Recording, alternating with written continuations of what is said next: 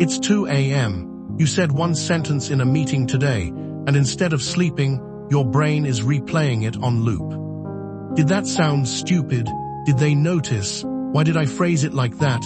You're not anxious about anything real right now. There's no tiger chasing you, no deadline burning. But your brain doesn't know that, because to your nervous system, social embarrassment and physical danger are processed almost identically. Today we're going to break down why your brain does this, and more importantly, the exact psychological mechanism that turns thinking off.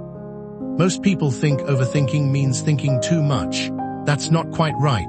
Psychologically, overthinking is your brain stuck in a loop called rumination, repeatedly returning to the same thought without reaching resolution. Productive thinking moves forward, problem, options, decision, action.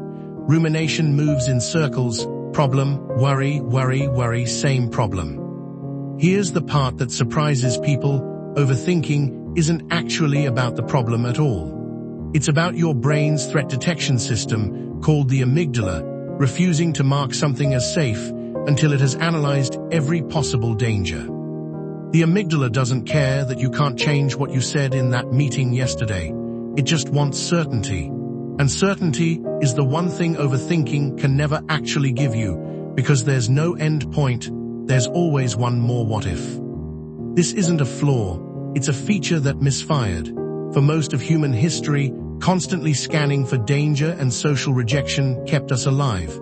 If you got kicked out of your tribe, you didn't just feel embarrassed, you could die alone in the wild. So your brain developed a powerful alarm system for did I do something that could get me rejected?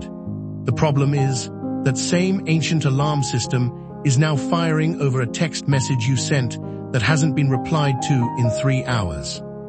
Your brain hasn't updated to the fact that social rejection in 2026 rarely means death.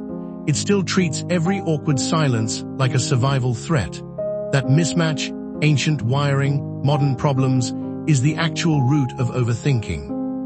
There's a specific psychological trap that makes overthinking feel productive even though it isn't.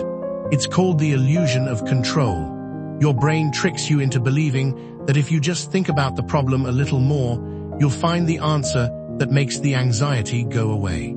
So you keep going, but here's the truth: overthinking is not the same as problem solving. Problem solving has a target, an answer, a decision, an action step. Overthinking has no target, it just orbits the fear.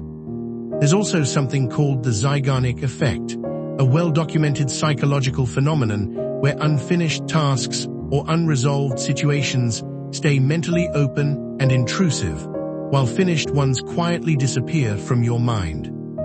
That's why a single unresolved conversation can occupy more of your mental space than 10 things you've already completed.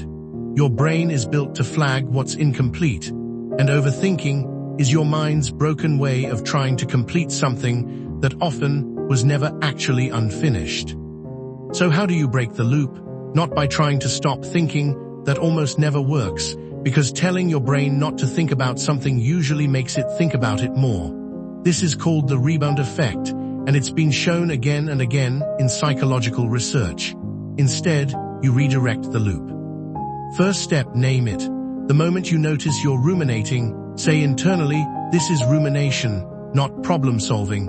That single act activates a part of your brain called the prefrontal cortex, your rational, observing mind, and slightly quiets the amygdala.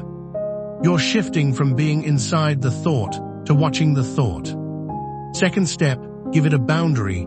Set a timer for 5 minutes and let yourself think about the issue as hard as you want. When the timer ends, the thinking session ends too. This works because it satisfies the brain's need to address the problem without letting it spiral indefinitely. And over time, your brain learns it doesn't need to keep the topic open all day. Third step, convert the thought into a question with an action. Instead of what if they think I'm incompetent, ask, is there one small thing I can actually do about this right now? If the answer is no, that's your brain's cue to let it go. There's literally nothing to solve, only something to feel. And feeling something fully, without analyzing it, is often what actually makes it pass. Fourth, and this one is underrated, physical movement. Rumination lives almost entirely in your head. Walking, stretching, even just changing rooms shifts blood flow and attention away from the looping thought. This is why some of your clearest thinking happens on a walk, not at your desk, overthinking the same paragraph for the 20th time. Overthinking isn't a character flaw, and it doesn't mean something is wrong with you. It means your brain is doing exactly what it was built to do, just aimed at the wrong kind of threat. The goal was never to think less. It's to think with a direction. Next time your mind starts looping, don't fight the thought, interrupt the loop. If this helped you understand your own mind a little better, hit subscribe, because next week we're breaking down why your brain replays embarrassing memories years later, and the psychology behind why some memories just won't fade. See you in the next one.